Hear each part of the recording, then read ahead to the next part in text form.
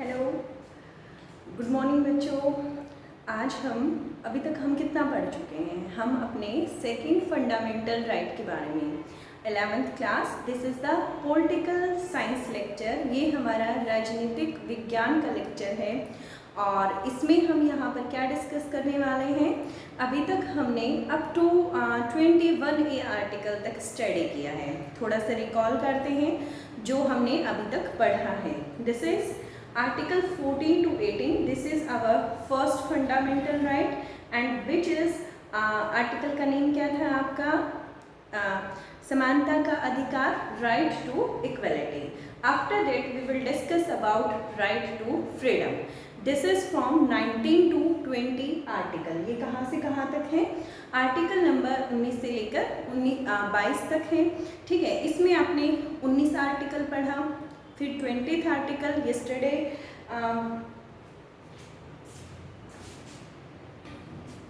Okay बच्चों, तो last time हमने यहाँ पर 21A आर्टिकल तक अपना डिस्कस कर लिया था।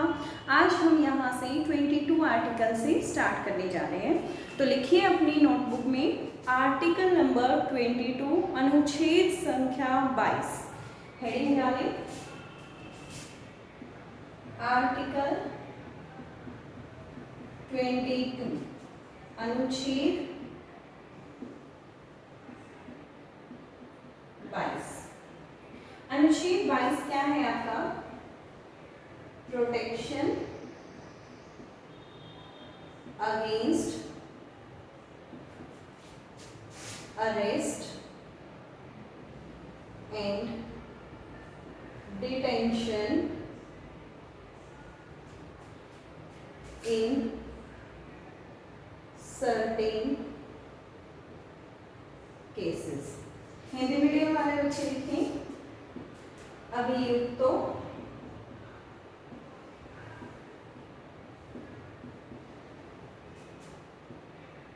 और सजा पाए लोगों की अधिकार। आज हम इस चीज के बारे में यहाँ पर डिस्कस करने वाले हैं। Protection against arrest and detention. यदि आपको डिटेंट कर लिया गया है या अरेस्ट कर लिया गया है तो ऐसे केसेस में आपको कुछ संरक्षण प्राप्त है। ठीक है, कुछ प्रोटेक्शंस आपको मिले हुए हैं। वो प्रोटेक्शंस क्या हैं? In case of this situation, if some person is arrested या if any person is arrested then he have some certain rights. उसके पास कुछ अधिकार होते हैं। वो कौन कौन से अधिकार होते हैं? वो अधिकार हमारे पास सबसे पहले क्या होता है? जिस भी कैंडिडेट को अरेस्ट किया गया है उसे क्या बताया जाएगा? रीजन बताया जाएगा। फर्स्ट क्या होगा कि जिस भी व्यक्ति को गिरफ्तार किया गया है, गिरफ्तार करने का उसे कारण बताया जाएगा। सेकंड होता है विदिन 24 आवर नियर बाय जो भी मजिस्ट्रेट है उसके समक्ष जो है उसे पेश करना होगा। वह मजिस्ट्रेट ही ये डिसाइड करेगा कि जो गिरफ्तारी की गई है वो उचित है या अनुचित है।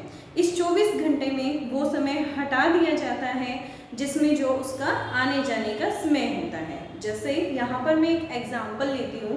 एक कैंडिडेट को चंडीगढ़ से अरेस्ट किया गया है, एक क्रिमिनल है, उसको चंडीगढ़ से अरेस्ट किया गया है और उसको रोहतक कोर्ट लेकर आना है। ठीक है, बेसिकली जो उसका क्राइम जो है वो रोहतक जो कोर्ट है उसके एरिया के अंडर आता है। ठीक है, उसके अधिकार क्षेत्र के अंदर आता है, तो उसको यहाँ लेकर आना पड़ेगा।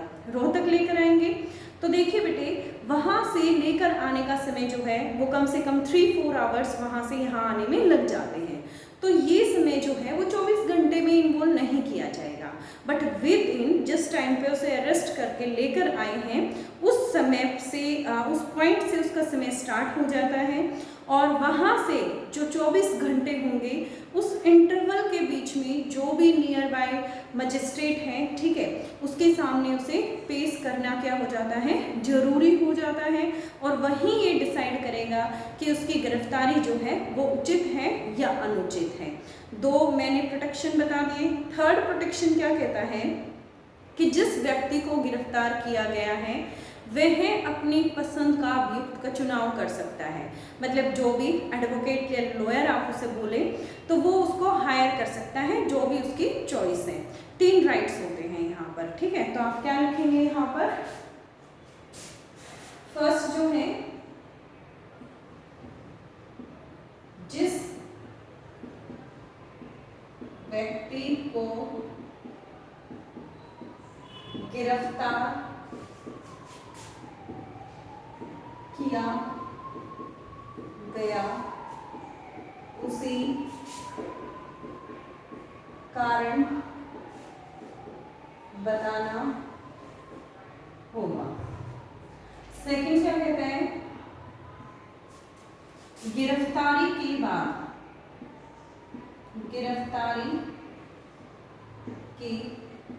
बाद 24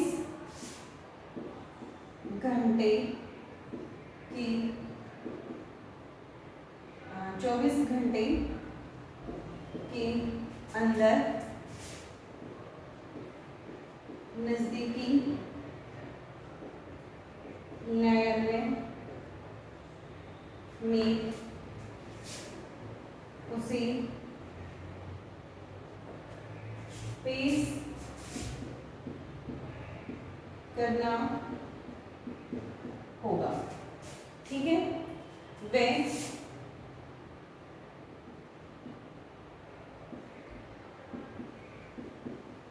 न्यायालय अधिकारी लिखें या न्यायाधीश लिखें, न्यायाधीश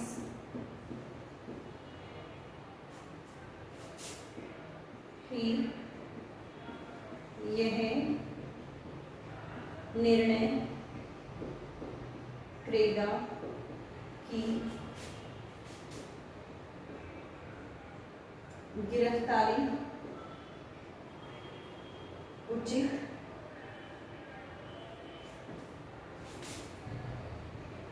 है या अनुचित है, ठीक है। थर्ड क्या होगा,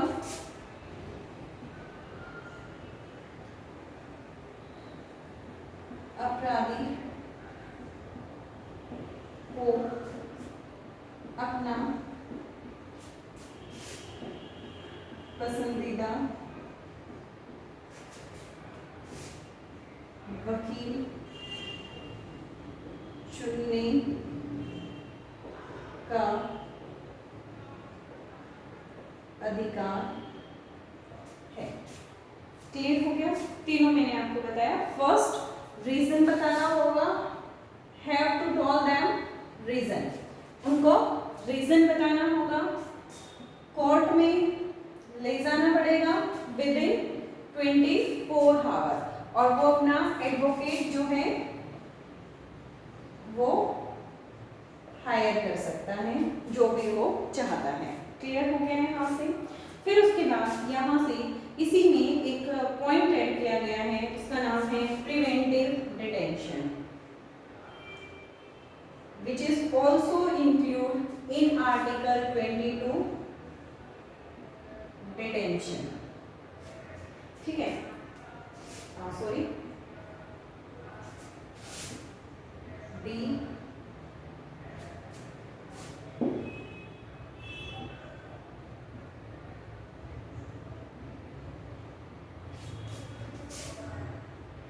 निवारक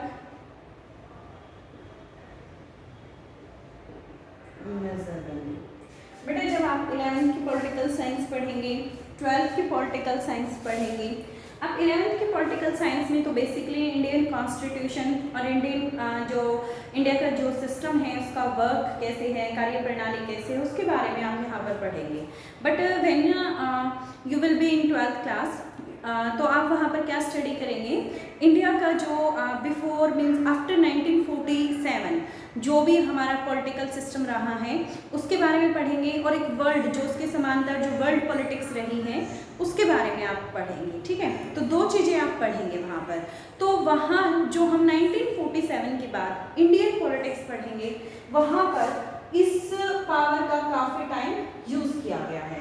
गवर्नमेंट ने हमें राइट्स दिए हैं, राइट टू फ्रीडम, लेकिन ये जो एक पॉइंट इंक्लूड किया गया है आपके कॉन्स्टिट्यूशन में, ये आपके फंडामेंटल राइट्स को थोड़ा सा क्या कर देता है, श्रिंक कर देता है। ठीक है, श्रिंक किस तरीके से करता है यहाँ पर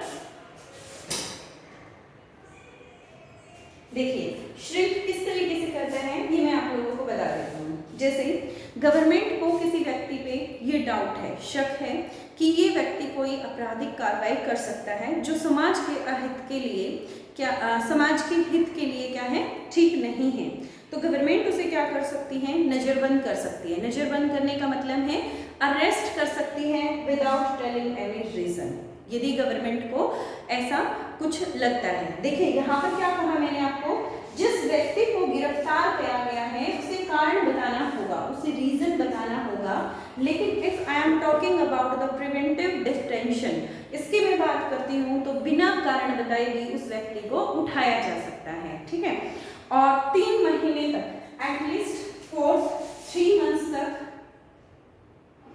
उसे गिरफ्तार रखा जा सकता है, एटलीस्ट 3 month तक उसे अरेस्ट करके रखा जा सकता है।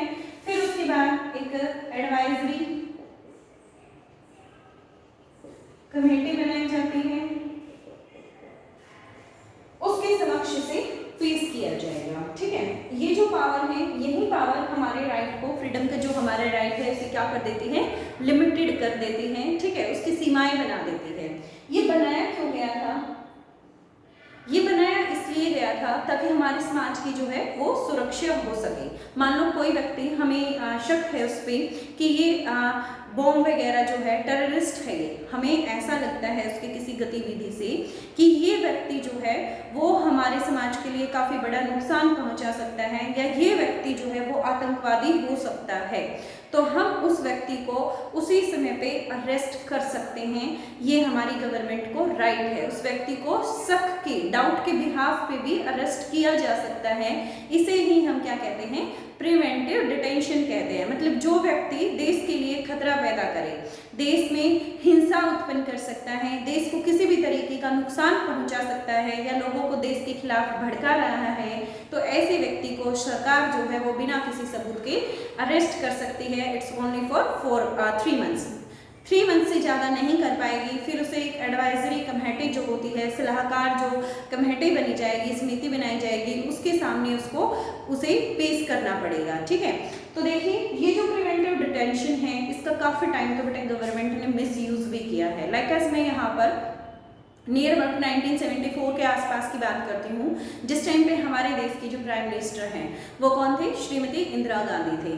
तो ये जो स्टोरी है, वैसे तो ये 12th क्लास में है, बट फिर भी आपको अच्छे से ये समझ आ जाए इसलिए मैं उसको एक्सप्लेन कर देती हूँ अभी यहाँ पर। उन्होंने क्या किया था उस टाइम पे, वो हमारे देश की प्राइम मिनिस्टर थी, और आपको पता है हमारे देश में जो सत्ता सबसे ज़्यादा होती है वो किसके पास होती है, प्राइम मिनिस्टर के पास होती है। तो उन्होंने उस टाइम पे बिहार में, गुजरात में, यूपी, दिल्ली, मतलब ये जो हैं वो उनकी अगेंस्ट हो गए थे। तो जो हमारी प्रधानमंत्री थी उनको लग रहा था कि वो सत्ता से चले जाएंगे। ठीक है, और गुजरात से वो चले भी गए थे, गुजरात राज्य में उनकी सरकार गिर गई थी। फिर उसके बाद बिहार से आंदोलन स्टार्ट हुआ था और वो दिल्ली तक पहुंच गया था। तो ऐसी स्थिति में उन्होंने राष्ट्रीय आपातकालीन की घोषणा कर दी थी। आपको समझाऊंगी मैं राष्ट्रीय आपातकालीन क्या होता है। अभी के लिए इतना समझ लीजिए कि जब राष्ट्रीय आपातकालीन घोषित कर दिया जाता है तो राज्य के पास जो पावर होती है, राज्य के पास, हर स्टेट के पास पावर होती है, राज्य की पावर एक तरीके से खत्म हो जाती है और सारी पावर किसके हाथ चली जाती है, सेंट्रल गवर्नमेंट के हाथ में। और उस टाइम पे सेंट्रल गवर्नमेंट में कौन थी, कांग्रेस थी, मतलब श्रीमती इंदिरा गांधी थी। तो उन्होंने एक तरीके से सारी पावर को अपने हाथों में ले लिया। और इस पावर का उन्होंने मिसयूज कैसे किया था, उन्होंने रातों रात इमरजेंसी डिक्लेयर करके बहुत सारे लोगों को उठा लिया था, मतलब उनका प्रिवेंटिव डिटेंशन कर दिया था, उनकी निवारक नजरबंदी कर दी थी। ठीक है, नियर अप्रॉक्स 700 कैंडिडेट्स ऐसे थे जिनको उन्होंने रातों रात उठा लिया था और इस एक तरीके से ये कह दिया था कि ये हमारे देश में क्या कर रहे हैं, लोगों को भड़का रहे हैं, हिंसा कर रहे हैं। ठीक है, ऐसे करके उनको उठा लिया गया था। बट ज़्यादा से ज़्यादा उनको कितने मंथ के लिए रखा जा सकता है, 3 मंथ से। एक बार नहीं, हमारी गवर्नमेंट ऐसा मिसयूज काफ़ी टाइम करती है। ठीक है, क्या करेगी हमारी गवर्नमेंट? हमारी जब स्वतंत्रता पे उन्हें रेस्ट्रिक्शंस लगानी होती है, पाबंदियां लगानी होती हैं, तो एक अनुच्छेद होता है, सॉरी अनुच्छेद नहीं, एक सेक्शन होता है। सेक्शन को हिंदी में बोला जाता है धारा।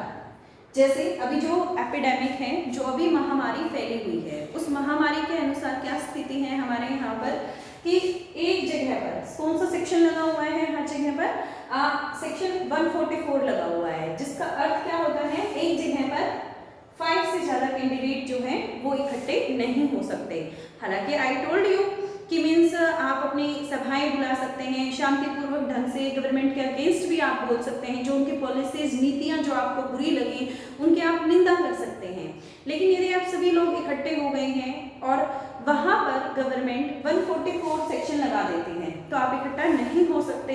मोर देन 5 कैंडिडेट वहां पर इकट्ठे कभी भी नहीं हो सकते हैं। जहाँ इलेक्शन के टाइम पे 144 लगी हुई थी, एट प्रेजेंट जो है वो 144 लगी हुई है। तो 144 का अर्थ क्या होता है? 5 से ज्यादा आदमी वहां पर इकट्ठे नहीं हो सकते हैं। और ये आपकी स्वतंत्रता को क्या कर देता है? एक तरीके से लिमिटेड कर देता है, पाबंदी लगा देता है। आपको राइट्स दिए गए हैं, बट किसी ना किसी हद में उनको क्या कर दिया गया है? लिमिटेड कर दिया गया है, सीमित कर दिया गया है, ताकि इन राइट्स का कोई मिसयूज ना कर सके। ठीक है, क्योंकि हमारा देश जो है बेटे वो आप जानते हैं डेमोक्रेटिक कंट्री है, और यहाँ पर विभिन्नताएं जो हैं वो भरी पड़ी हैं, और इसी वजह से मतलब उनको कंट्रोल करने के लिए, उन चीज़ों को नियंत्रित करने के लिए कुछ ऐसी चीज़ें बनाई गई हैं। लेकिन इन चीज़ों का जो हमारी सरकार है उसने काफ़ी टाइम मिसयूज भी किया है। Is it clear to you now? After that we will discuss about this is the 22 article 9 to 22. This is your second fundamental right, right to freedom. Now we will discuss about the third fundamental right, which is right against exploitation. ठीक है, शोषण के विरुद्ध जो हमें अधिकार प्राप्त है उसके बारे में। तो नोट डाउन करें यहाँ से आप। चलिए बेटे, next we will discuss about the article number 23. 23 article में जो हम बात करेंगे वो क्या है हमारा? राइट अगेंस्ट एक्सप्लॉयटेशन, शोषण के विरुद्ध अधिकार। ठीक है, तो 23 जब मैं स्टार्ट कर रही हूँ यहाँ से 23 to 24 क्या लिखेंगे यहाँ पर ब्रैकेट में? Right against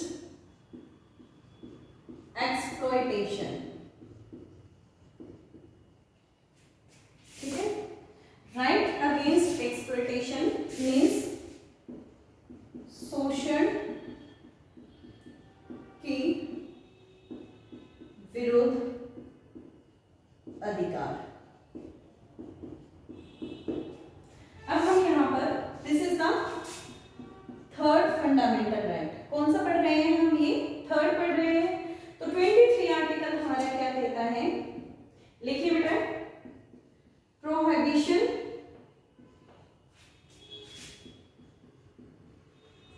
of traffic in human being and placed labour. ठीक है, हिंदी मीडियम वाले बच्चे लिखिए, मानव के दुर्व्यापार एंड बंधुआ मजदूरी। This is the 23 article, and after that there is the 24 article, prohibition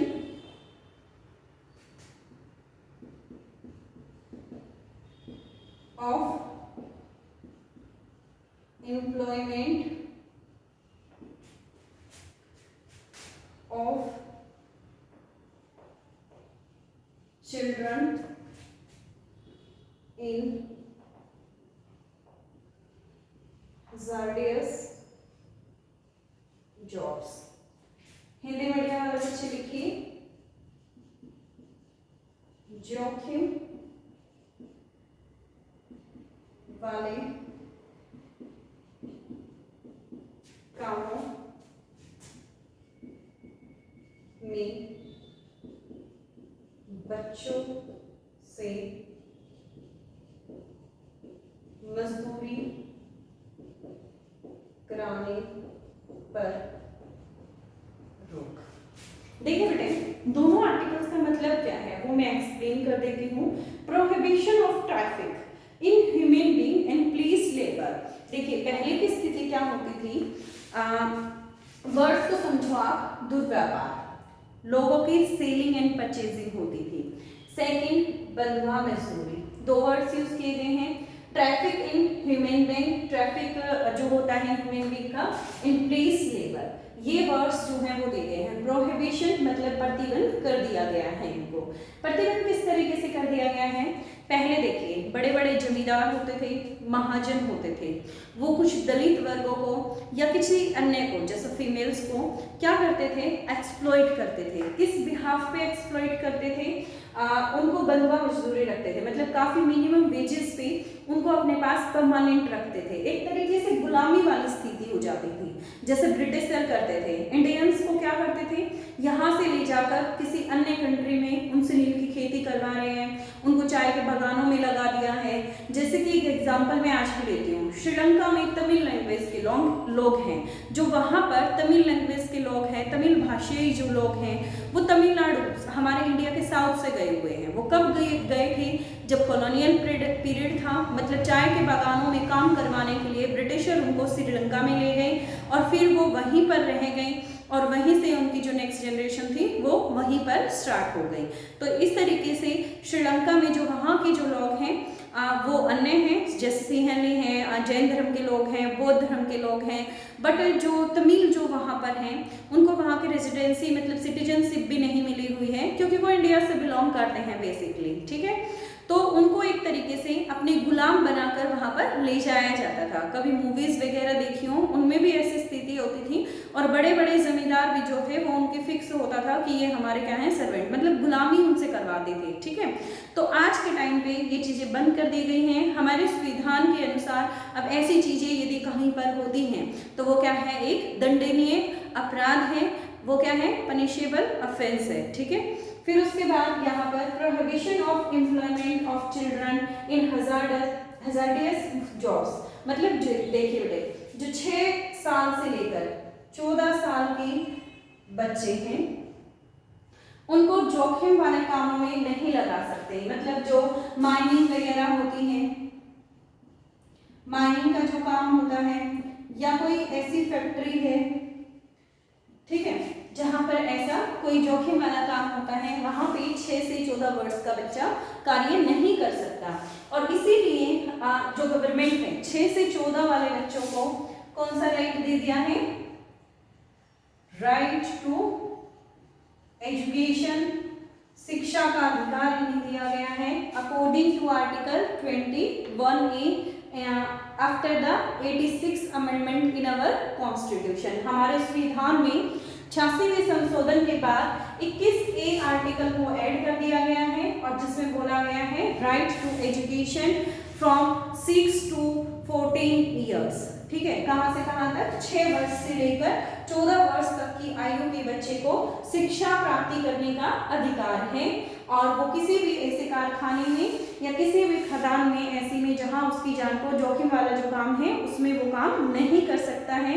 this is also a illegal offence. Clear हो गया। तो कल से जो हम पढ़ेंगे यहाँ पर हमने अपने थर्ड राइट के बारे में डिस्कस कर लिया। After that we will discuss tomorrow about the fourth fundamental right, ठीक है। क्लियर हो गया यहाँ तक आपका। इसी के आपको नोट्स बनाने हैं, इन्हीं में से आपके शॉर्ट एंड लॉन्ग क्वेश्चंस बन जाएंगे। ओके बेटे।